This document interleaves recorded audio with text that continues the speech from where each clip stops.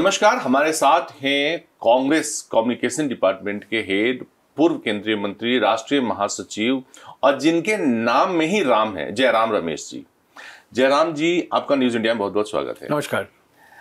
जयराम जी, वैसे तो आपके नाम में ही राम है, लेकिन राम के नाम पे परहेज है। नहीं, पहले नाम में राम है, दूसरे नाम पे भी राम है।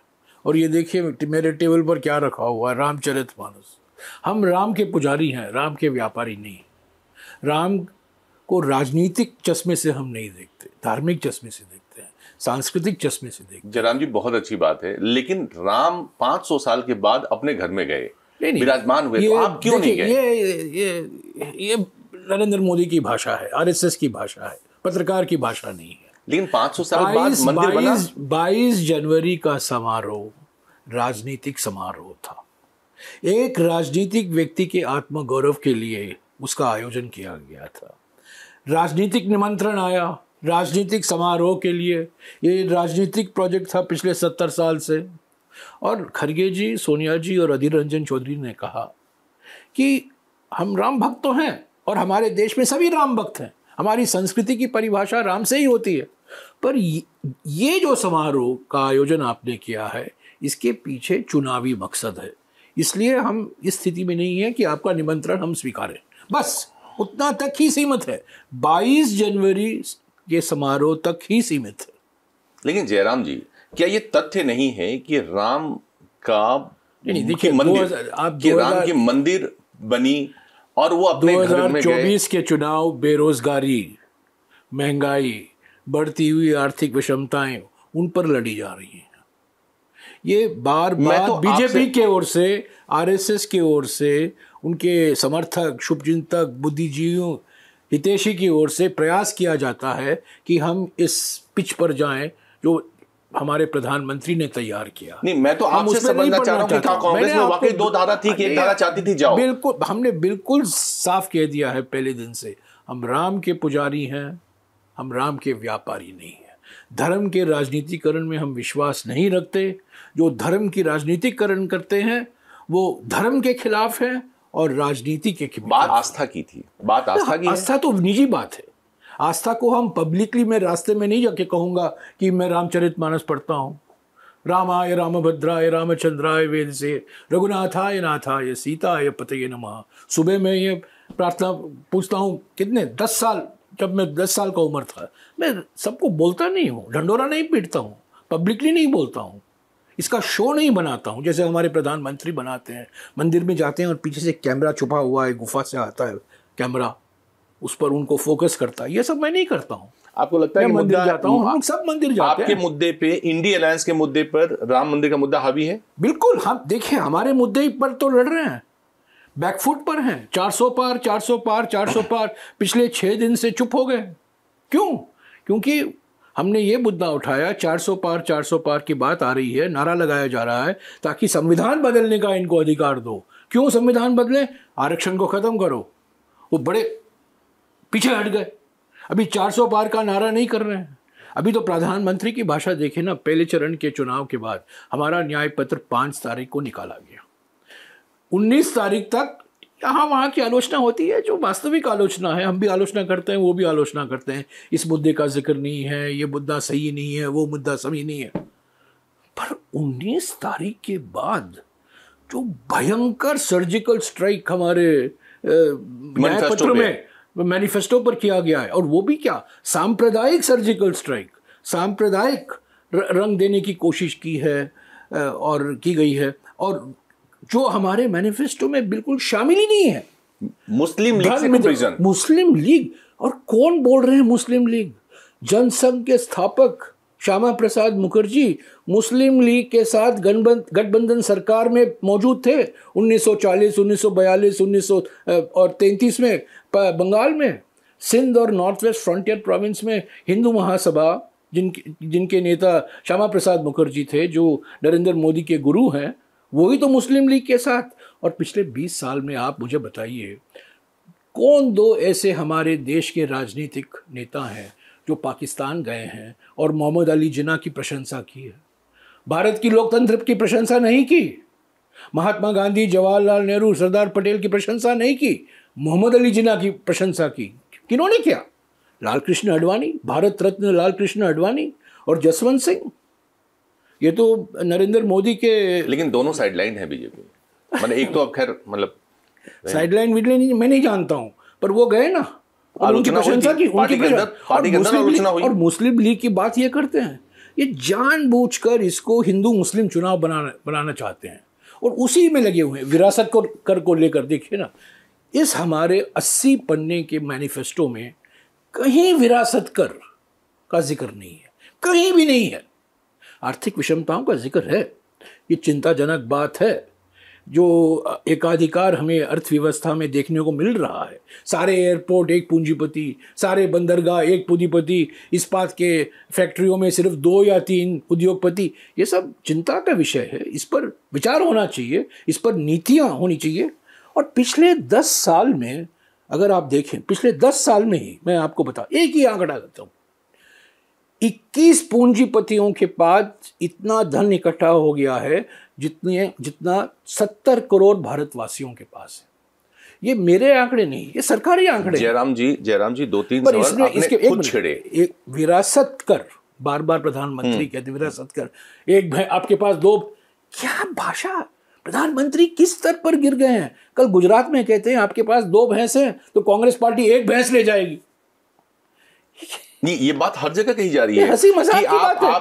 आप दूसरे लोगों का धन लेके बांट देंगे, आप लोगों का जेवर और गले का मंगलसूत्र भी छीन लेंगे। ये बात तो कही जा रही है। भारत का संविधान जी, बाबा साहब अंबेडकर संविधान,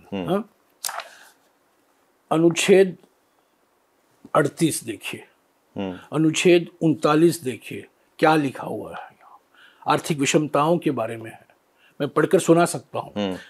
आर्टिकल 39 सुनिए, यह है टाइटल, राज्य द्वारा, ये छोटे अक्षरों में है, अनुसरणीय कुछ नीति तत्व, यानी कि डायरेक्टिव प्रिंसिपल। क्या होता है?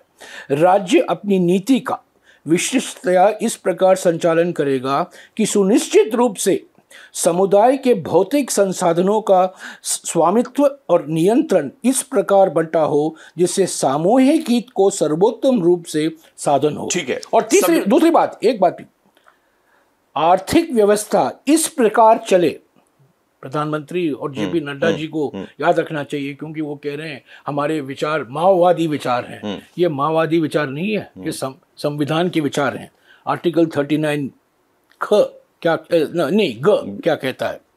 आर्थिक व्यवस्था इस प्रकार चले जिससे धन और उत्पादन संसाधनों का सर्वस्वीकरण के लिए अहितकारी सकेंद्र करना हो। आप कह रहे हैं कि कंसंट्रेशन ऑफ इकोनॉमिक पावर नहीं है। ठीक है, माओवादी विचार नहीं है। आप कह रहे हैं कि भारत में चीजें समान ढंग से नहीं बटी हुई है और सरकार बढ़ावा दे रही है। आप ये कह रहे हैं? पिछले 10 साल से, खास तौर से पिछले 10 साल से, और मैं एक ही मिसाल लाऊंगा, निजीकरण देखिए। सारे एयरपोर्ट बेचे गए हैं, किसको फायदा हुआ है? बंदरगाहें बेचे गए हैं, किसको फायदा हुआ है? खादी के फैक्ट्री बेचे गए हैं, इस्पात के कारखाने बेचे गए हैं, रेलवे का निजीकरण हुआ है। 60 साल मिला था, आप भी भारत सरकार में मंत्री थे। निजीकरण नहीं, लेकिन देश से पॉवर्टी कहां खत्म हुई? देश से बेरोजगारी कहां खत्म हुई? देश की समस्याएं कहां खत्म हुई? सवाल, वास्तविक सवाल है, मैं उसका जवाब दूंगा। मनमोहन सिंह जी के 10 साल के कार्यकाल में 14 करोड़ भारतवासी, जो गरीबी रेखा तय किया गया था योजना आयोग द्वारा, उस गरीबी रेखा से ऊपर आए, यानी वो गरीब नहीं रहे मनमोहन सिंह जी के कार्यकाल में। आप बेरोजगारी की बात करते हैं, पिछले 45 सालों में युवा बेरोजगारी का दर, ये मेरे आंकड़े नहीं हैं, ये सरकारी आंकड़े हैं, इंटरनेशनल लेबर ऑर्गेनाइजेशन के आंकड़े हैं, अंतर्राष्ट्रीय संस्था है। वो कहती है कि पिछले 45 सालों में जो युवा बेरोजगारी आज भारत में है वो कभी नहीं पाया गया। ये सरकारी आंकड़े बताते हैं। लेकिन विषमताएं तो आपके समझ से है ना, शुरू से है। विषमताएं हमारे समाज में हमेशा रहा है, पर हमेशा सभी सरकारों ने प्रयास किया है कि विषमताओं को हम किसी तरह से मिटाएं। शिक्षा के अवसर, परेशानी क्या है? ज्यादा मकान बन गए, आयुष्मान कार्ड बन गया, लोगों को पढ़ाई अच्छी मिलने लगी, क्या परेशानी है? कहाँ? बेरोजगारी का। मकान बने लोगों को, हमारे समय भी मकान बने, शौचालय घर घर बन गया। अरे शौचालय, मैं बताता हूँ शौचालय के बारे में, ये जो ड्रामा करते हैं। जब मैं ग्रामीण विकास मंत्री था, निर्मल भारत अभियान की शुरुआत हुई थी। 2011 में, और हमने खुले में शौच मुक्त भारत का नारा भी दिया था। एक विशेष परियोजना की शुरुआत की थी, निर्मल भारत अभियान। प्रधानमंत्री आए, उसको देखा, निर्मल भारत अभियान का नाम हटाया, स्वच्छ भारत का नाम दिया, और आज उसका श्रेय ले। लेकिन मूवमेंट तो उन्होंने बनाया, प्रधानमंत्री से। मूवमेंट तो बीजेपी गवर्नमेंट ने बनाई। नहीं, मूवमेंट आपने जब मैंने मूवमेंट बनाया, मेरी आलोचना प्लान बनाया होगा, बट एग्जीक्यूशन नहीं, जमीन पर मेरे घर के सामने आरएसएस और बजरंग दल के कार्यकर्ता आए, प्रदर्शन किया है मेरे घर के सामने। आप क्या कह रहे हो शौचालय के बारे में? मैंने कहा शौचालय इतना ही महत्व रखता है हमारे देश में जो देवालय। शौचालय बनने चाहिए, देवालय भी बनेंगे, पर शौचालय बनना बहुत जरूरी है। मेरे खिलाफ प्रदर्शन हुआ, काले दिवाले पे था, काले झंडे दिखाए गए, वो कमेंट दिवाले पे था। देखिए, प्रदर्शन प्रधानमंत्री बहुत कुशल तरीके से उन्होंने, जब वो गुजरात के मुख्यमंत्री थे, राष्ट्रीय खाद्य सुरक्षा कानून का विरोध किया। वो एकमात्र मुख्यमंत्री थे जिसने इस खाद्य सुरक्षा कानून का विरोध किया, पर उनके विरोध के बावजूद वो कानून बना। आजकल वॉशिंग पाउडर बेच रहे हैं सर, सारे बड़े दागी नेता हैं अलग अलग पार्टियों में, उनको वॉशिंग पाउडर बेचकर अपने वॉशिंग मशीन में ला रहे हैं, और उनके वॉशिंग मशीन के जब बाहर आते हैं ऐसे ही साफ हो जाते हैं बस। अजित पवार साफ हो गए, हेमंत शर्मा साफ हो गया, प्रफुल्ल पटेल साफ हो गए। पार्टी के लोग जा रहे हैं, आप नहीं रोक पा रहे हैं, इट्स फाइन। हमारे पार्टी में जब थे वो घोटालेबाज थे। प्रफुल्ल पटेल को क्या नहीं कहा प्रधानमंत्री ने 2014 में? घोटालेबाज। और अभी हमारे पार्टी में आ गए, सब केस बंद। अशोक चौहान, एक और मिसाल लेता हूं, 2014 में अशोक चौहान के गढ़ में गए, नांदेड़ में गए, और प्रधानमंत्री ने कहा मुझे वोट दो, मैं अशोक चौहान को जेल में भेजूंगा। 2024 में क्या हुआ? अशोक चौहान उनके बगल में बैठे हुए हैं, लेकिन जब और उनके पार्टी में शामिल हुए हैं। आपकी पार्टी में प्रज्वल रेवन्ना को देखे ना, जो सेक्स वीडियो को लेकर आपकी पार्टी से लोग जा रहे हैं, उसकी भी तो कोई वजह होगी। वो जा रहे हैं क्योंकि कई लोग डरे हुए हैं, कई लोगों को धमकाया गया है, डरे हुए हैं। प्रदेश कांग्रेस अध्यक्ष को डरने की कोई जरूरत नहीं थी। ईडी केस, इनकम टैक्स के, अरे मैं आपको कहूंगा, नाम नहीं लूंगा, दिल्ली के कई नेता मेरे कमरे में आकर रोए हैं। सर 20 साल पुराना मेरा इनकम टैक्स खोला गया है, मेरे प्रॉपर्टी टैक्स के रिटर्न खोले गए हैं, मैं क्या करूं? मेरे पीछे अभी आज शाम को 32 लाख का नोटिस आया, मैं पैसा कहां से लाऊं? एक नेता, जाने माने नेता मेरे घर में आकर रो रहे हैं, जो अभी 4 दिन पहले अध्यक्ष पद से छोड़ दिया। मैं नाम नहीं लूंगा किसी का, पर मैं आपको ऐसे कैसे कई मिसाल दूंगा। कई लोग ऐसे भी हैं जो जा रहे हैं क्योंकि वो समझते हैं कि बीजेपी आएगी, उनको कुछ पद मिलेगा, कुछ पोस्ट मिलेगा। वो सब भी ठीक है, वास्तविक है, उनका खुद का एम्बिशन होगा, पर कई लोग जो जा रहे हैं ना, वो डरे हुए हैं। जयराम जी, बार बार आपकी सभाओं में, कांग्रेस और इंडी की सभा में आरक्षण की बात उठाई जा रही है कि जिसका जितना हक है हम उतना देंगे। मैं एक ही सवाल पूछना चाहता हूं प्रधानमंत्री से। मेरा सवाल आपसे पूछना चाहता हूं, मैं एक सवाल आप ही से पूछना चाहता हूं, क्योंकि आप बार बार कांग्रेस पार्टी से आरक्षण की बात पूछते हैं। मैं आपके माध्यम से प्रधानमंत्री को एक सवाल पूछना चाहता हूं। आज अनुसूचित जाति, अनुसूचित जनजाति और पिछड़े वर्ग के लिए 50% आरक्षण की सीमा लगाई गई है। सुप्रीम कोर्ट द्वारा 1992 में ये सीमा लगाई गई थी।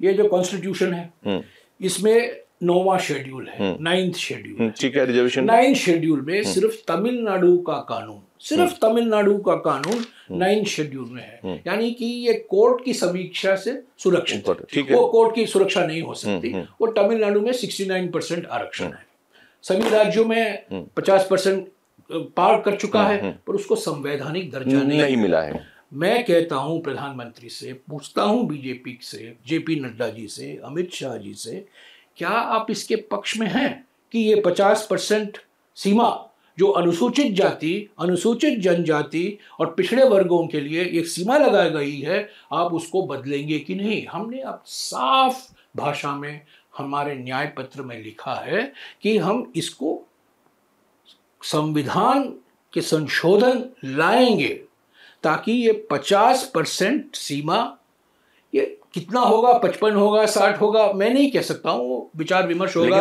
उसकी समीक्षा होगी, पर ये जो सीमा 50% की है उसको हम जरूर हटाएंगे। लेकिन अब जो बीजेपी द्वारा कही जा रही है जयराम जी, वो ये कही जा रही है कि आप reservation particular community, particular region की तरफ दे रहे थे,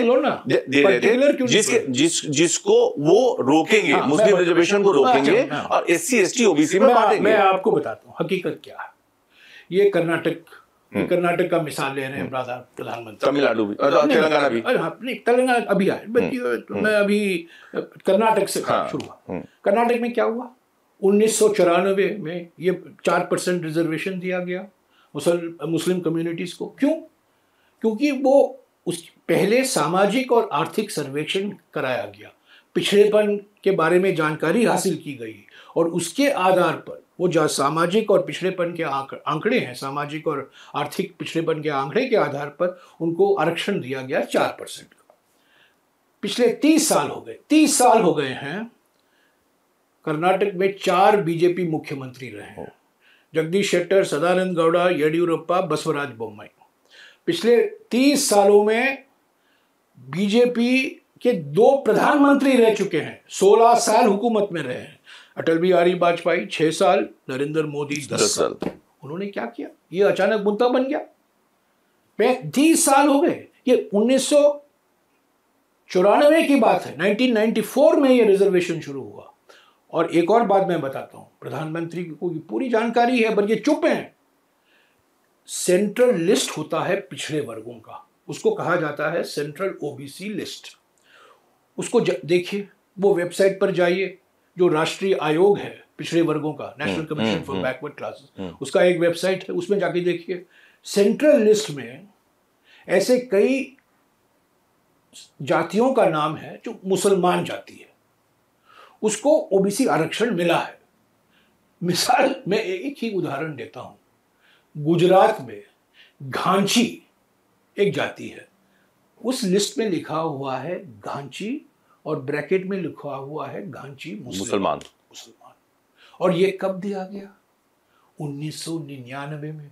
99 में प्रधानमंत्री कौन थे? अटल बिहारी वाजपेयी, सरकार बीजेपी की थी। 2000 में उसको रिपीट किया गया। 2000 में प्रधानमंत्री कौन थे? भीष्म पितामह, भारत रत्न अटल बिहारी वाजपेयी। और गुजरात के मुख्यमंत्री कौन थे? केशुभाई पटेल थे। तो केशुभाई पटेल, कांग्रेस अपनी बातों को कह नहीं पा रही है, क्या प्रॉब्लम है? आप सुनते नहीं है, प्रॉब्लम ये है। नहीं, हम नहीं सुने कि पब्लिक नहीं सुन रही है, मीडिया नहीं सुन रही, पब्लिक सुन रही है, पब्लिक सुन रही है। मुझे पब्लिक से कोई इतराज नहीं है। पहले चरण के बाद बिल्कुल साफ हो गया, पब्लिक हमारे साथ है। बीजेपी दक्षिण में साफ और उत्तर और मध्य भारत में हाफ। दूसरे चरण के बाद भी यही दिखाई देगा। हमारी समस्या ये है कि प्रधानमंत्री हर एक चैनल को इंटरव्यू देते हैं और जो इंटरव्यू कर रहे हैं आपके माफिक नहीं बैठे हैं, आक्रामक सवाल पूछ रहे हैं, ऐसे भक्तों के माफिक बैठे हुए हैं। प्रधानमंत्री अपना प्रवचन देते हैं और इंटरव्यू बोलते हैं और हमारे ऊपर खूब हमारी बदनामी करते हैं, कोई सवाल नहीं। लेकिन जयराम जी, आप कैसे काटेंगे, कांग्रेस कैसे काटेगी इस बात को? सुनिए ना, आप जैसे मेरी सवाल कर रहे हैं, क्या आप प्रधानमंत्री से करेंगे? बताइए। मुझे जिससे भी मौका मिला मैंने किया जयराम जी। मौका नहीं मिलता है ना, PM की बात नहीं, लेकिन जिससे मौका मिला उसका किया है। और मैं आपको लिंक भी भेजूंगा। जयराम, मैं आलोचना नहीं कर रहा हूं। जयराम जी, आप कैसे काटेंगे कि आप अमीरों का सोना गरीबों में बांटेंगे? मैं आपको स्पष्ट जवाब देता हूं, धर्म के आधार पर हम आरक्षण कभी नहीं देंगे। यह संविधान के खिलाफ है, यह संविधान के मूल ढांचे के खिलाफ है। आरक्षण दिया जाता है सामाजिक और आर्थिक पिछड़ेपन के आधार पर। अनुसूचित जाति, अनुसूचित जनजाति, OBC और अभी EWS का कैटेगरी भी है, जो अन्य जाति हैं उनमें जो गरीब हैं उनको भी 10% आरक्षण है। तो उसी के आधार पर दिया जाएगा, धर्म के आधार पर। मुझे तो बीजेपी कांग्रेस दोनों नेताओं के भाषण सुन के लगता है कि जो पढ़ाई करने वाले बच्चे हैं ना जनरल कास्ट के, उनको पढ़ाई छोड़ देनी चाहिए। 10% रिजर्वेशन है उनके लिए, छोड़ देनी चाहिए कि 10% रिजर्वेशन में तुम फाइट करते हो, मेरिट नहीं है कहीं। अरे वो बिना रिजर्वेशन के आएंगे ना, वो बिना रिजर्वेशन के आएंगे। 2000 साल से जाति हमारी समाज की एक प्रतीक है, हमारी समाज की परिभाषा जाति से हुई है। जब यह संविधान बना, 26 नवंबर 1949 को इस संविधान का मसौदा अपनाया गया संविधान सभा में। ये आपको जानकारी होनी चाहिए। ये 26 नवंबर को ये मसौदा अपनाया गया। 4 दिन बाद 30 नवंबर 1949 को ऑर्गेनाइजर आरएसएस का वीकली जानते हैं, उसमें एक लेख आता है, यह संविधान जो है इसमें ये भारतीय संविधान नहीं है। क्यों? क्योंकि मनुवादी आदर्शों से इसको प्रेरणा नहीं मिली है। मनुस्मृति जो हमारे समाज का एक मूल फाउंडेशन रहा है, वो इस संविधान में कहीं नहीं दिखाई देता। ये आरएसएस का विचार है, सोच है। और इसीलिए तो हम कह रहे हैं ना, ये संविधान मजबूरी से प्रधानमंत्री और मोहन भागवत उनको कहना पड़ रहा है हम इस संविधान के खिलाफ नहीं है, पर असली बात यह है कि ये संविधान बदलेगा। एक्चुअली लोगों ने कभी कहा भी नहीं था कि संविधान बदलेंगे। जब अटल बिहारी वाजपेयी प्रधानमंत्री बने, उन्होंने क्या किया? National commission for reviewing the working of the constitution नहीं बनाई क्या? एक आयोग बनाया गया। संविधान बदलने की बात आपने मोदी जी, अमित शाह या जेपी नड्डा के मुंह से कब सुनी? विवेक डेब्रॉय से सुना, अनंत कुमार हेगड़े से सुना, ज्योति मिर्धा से सुना। नरेंद्र मोदी, अमित शाह, जेपी नड्डा, जो लोग करता धरता है, उनके मुंह से सुना कभी आपने? आप समझा करिए, ये रणनीति है, कठपुतलियों द्वारा बुलवाया गया। कठपुतली को बोलने दीजिए, हम नहीं बोलेंगे, हम अच्छे इंसान हैं। एक और सवाल, पर हमारे कठपुतली हैं, उनको बोलने दीजिए। एक और सवाल, आपके भाषणों में लगातार कहा जा रहा है, नूपुर शर्मा फ्रिंज एलिमेंट है क्या? अब मुझे बताइए, क्या नूपुर शर्मा के पीछे कोई बड़े नेता नहीं है? लेकिन नूपुर शर्मा को जो उसने कहा उसके बदले उसको सजा मिली। देखते रहिए क्या होगा। ये फ्रिंज एलिमेंट नहीं है जयराम जी। मुझे एक, ये मेन स्ट्रीम एलिमेंट। मैं एक बात जो समझाना चाहता हूँ लोगों को, 1 लाख रुपए परिवार को देने की बात आपके भाषणों में कहा जा रहा है। गरीब परिवार के महिला को 1 लाख रुपया हर साल। इसके पीछे सोच ये है कि गरीब परिवार की महिला है, वो महंगाई से त्रस्त है और बेरोजगारी से भी त्रस्त हैं, और उनको बैंक के खाते में सीधा 1 लाख रुपया जाना चाहिए। वो तब तक जाएगा जब वो गरीबी रेखा के नीचे रहेगी। जब तक वो गरीबी रेखा को पार करेगी, वो दूसरे गरीब परिवार आएंगे और उनको ये महालक्ष्मी परियोजना लागू होगी। तो ये बेसिक इनकम, न्यूनतम आय। कितनी फैमिलीज हैं देश में? इसको न्यूनतम आय तो मतलब बहुत लोग इन्वॉल्व होंगे। प्रधानमंत्री ने ही कहा है, प्रधानमंत्री ने कहा है हमारे देश में अभी सिर्फ 2%। प्रधानमंत्री और प्रधानमंत्री के सलाहकारों ने कहा है हमने गरीबी मिटा दी है। अभी तो सिर्फ क्या मुश्किल से 3% परिवार हैं जो हैं गरीब परिवार हैं। हालांकि वो कहते हैं कि मैं 80 करोड़ भारतवासियों को फ्री राशन दे रहा हूँ, वो अलग बात है, उसमें मैं नहीं पढ़ना चाहता। 3% गरीब हैं अभी। प्रधानमंत्री के आंकड़े आपके हिसाब से 3% लोगों को 1 लाख रुपया ईयरली देंगे? प्रधानमंत्री सर्वज्ञानी हैं, बृहस्पति हैं, विश्वामित्र हैं, प्रधानमंत्री के आंकड़े। जयराम जी, आप तो पढ़े लिखे और बहुत यही सवाल पूछा गया मुझसे 2004 में। आपने रोजगार गारंटी कानून का जिक्र किया है, आपने वादा किया है, पैसा कहां से आएंगे? आज वो लागू हुआ है, 20 साल हुए हैं। जयराम जी, रेवेन्यू का सोर्स क्या होगा? 1 लाख बहुत बड़ी अमाउंट होती है। आर्थिक विकास, तेजी से आर्थिक विकास। सुनिए ना, 2013 में यही सवाल पूछा गया कांग्रेस पार्टी से, ये खाद्य सुरक्षा कानून के लिए साधन कहां से आएंगे? यही सवाल पूछा गया। आज देखिए, प्रधानमंत्री ने कहा है कि अगले 5 साल में मैं 7 या 8 लाख करोड़ इसी पर खर्च करूंगा। तो आर्थिक विकास अपने आप ही साधन आएंगे हमारे देश में। आप देखते रहिएगा, कोई परेशानी नहीं होगी किसी के ऊपर। जो आज के कर का लेवल है, जो टैक्स लेवल है, वो बढ़ाया नहीं जाएगा। आखिरी 2 सवाल। एक, कांग्रेस के लोग क्यों बैक ट्रैक कर रहे हैं? इस संदर्भ में मैं एक चीज कहना चाहता हूं। ये पहली बार ये हुआ है जब हम पर्सनल इनकम टैक्स की बात करते हैं, वो 2 तरीके के पर्सनल इनकम टैक्स होता है। एक व्यक्तियों का होता है, आपका मेरा, जिनको सैलरी मिलता है, मध्य वर्गों का होता है, और एक कंपनियों का होता है। हमेशा ऐसा रहा है कि कंपनियों से टैक्स ज़्यादा होता है, व्यक्तियों से कम। पहली बार अभी देखने को मिल रहा है कि व्यक्तियों से जो टैक्स आ रहा है ना, 53% इनकम टैक्स व्यक्तियों से लिया जा रहा है। यानी कि अन्य निम्न पहली बार नहीं हुआ ऐसा। नहीं, पहली बार डायरेक्ट टैक्स का इनकम टैक्स ज्यादा पड़ा है। इनकम टैक्स व्यक्तियों से ज्यादा आया है, कंपनियों से घटा है। आप कंपनियों को छूट दे रहे हैं और आप लूट रहे हैं मध्य वर्गों को, निम्न मध्य वर्गों को, उनको लूट रहे हैं। ये जो असंतुलन आया है ना, इसको हम सही करेंगे। कांग्रेस से लोग लगातार भाग रहे हैं। इंदौर कैंडिडेट भाग गया, धमकाकर भगाया गया। सूरत 17 साल पुराना केस, उसने गलत तरीके से। मैं आपको बता, सूरत हम 1984 से हम जीते नहीं हैं। इंदौर हम 1984 से जीते नहीं हैं। ये बीजेपी के गढ़ हैं। अगर बीजेपी के गढ़ में हमारे उम्मीदवारों को धमकाया जाता है, अगर बीजेपी के गढ़ में बीजेपी के नेता और बीजेपी के कार्यकर्ता चिंतित हैं, परेशान हैं, पीड़ित हैं, ये क्या दिखाता है? अमेठी और रायबरेली तक तो आप नाम डिसाइड नहीं कर पाते।